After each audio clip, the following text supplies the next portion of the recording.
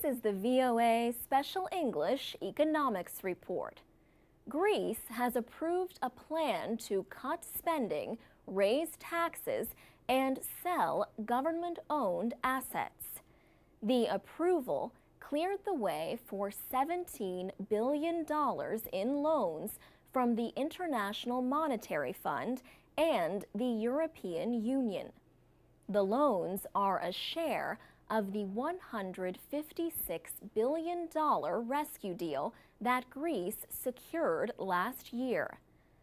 The money will help the government to operate and pay its debts until the middle of September. But the austerity plan led to a two-day general strike in Greece and violent demonstrations in Athens. Several hundred protesters and police were injured. Parliament approved the plan on June 29th and agreed to the details the next day. Prime Minister George Papandreou won more support than expected for his proposals. He appealed to Parliament to do everything possible to avoid defaulting on the debts of the birthplace of democracy.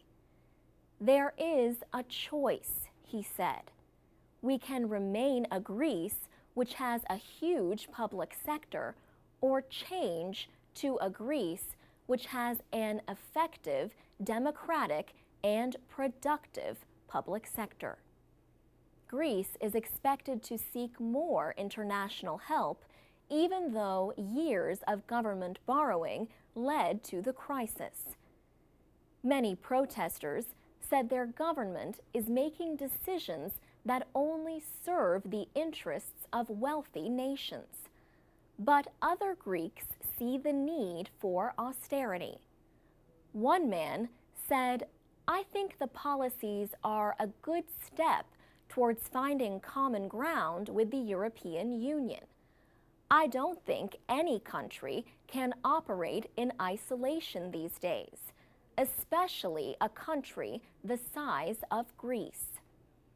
On June 28th, the IMF chose French Finance Minister Christine Lagarde as its new managing director. Dominique Strauss-Kahn resigned in May after he was accused of sexually assaulting a hotel cleaning woman in New York.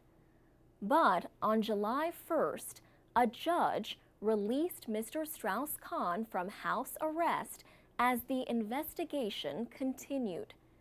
Prosecutors raised questions about the believability of the accuser. The IMF has always been led by a European, but Ms. Lagarde is the first woman. She received support from the United States and European nations, as well as Russia, Brazil, and China. She has promised to be a strong voice for developing countries, especially in Asia and Africa. But international monetary expert Domenico Lombardi says she can also pressure other European finance ministers to take a more aggressive stance on the European crisis. For VOA Special English, I'm Alex Villarreal.